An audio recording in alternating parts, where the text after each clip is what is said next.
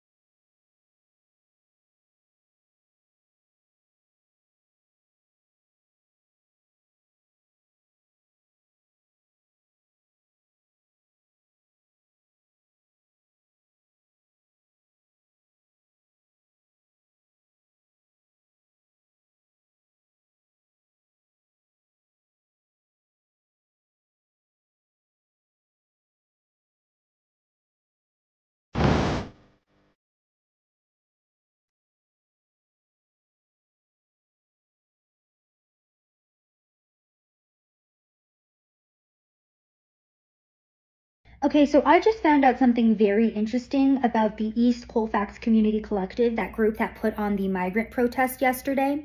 The one that was trying to change the narrative and say that Tren de Aragua is not overrunning that apartment complex that everyone's at and that everyone's been reporting fake news. Yeah, that organization, I found out, is funded in large part by the city of Denver and the city of Aurora. Yes, the same city, the same government officials that have been trying to cover up this story and trying to downplay their migrant crisis. I found out that the organization yesterday that wrote out all of those signs in English for the migrants and told them, hey, if you don't want to get evicted, you have to talk about not Tren de Aragua being in the area, but instead these slumlords. Let's talk about that instead. That organization is funded by the city.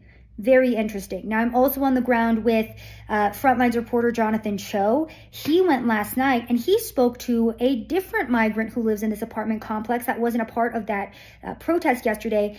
And this man was so frantic trying to pack because he shares that migrants have been getting extorted, that he specifically has been getting extorted, and that quote, Mexicans have been going door to door and asking people for money on top of the rent they're already paying. So Jonathan Cho is going to be coming out with that story from the same apartment complex. And I wanted to give you guys an update on yesterday's migrant protest and the organization that put it together. By the way, the leader of yesterday's protest is the same woman that wrote out those 13 demands for migrants, saying, migrants, stay living under this bridge, don't go to the shelters until the city meets your demands. I'll write them out for you. Those demands were they needed to be provided with culturally appropriate food, unlimited showers, a meeting with the mayor, free immigration lawyers. Yeah, that's this group. To start, this is the first time this has happened, but it was some people who were trying to break in, who broke into that apartment. But it's not just those people. We've actually had other groups, other people from this country who have tried to come to the complex, who have tried to break in, who have tried telling us that there are gangs here and have tried to get into where we live. No gangs. No gangs here. No gangs. Other questions.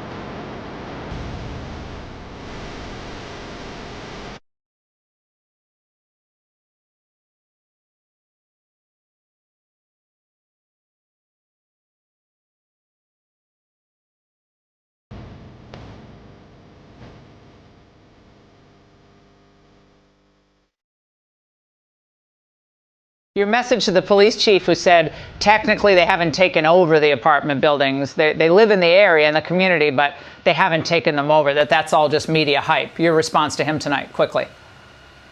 I have two questions. Where are the leaseholders? Because there are none. And who changed the locks on that building? It wasn't the management.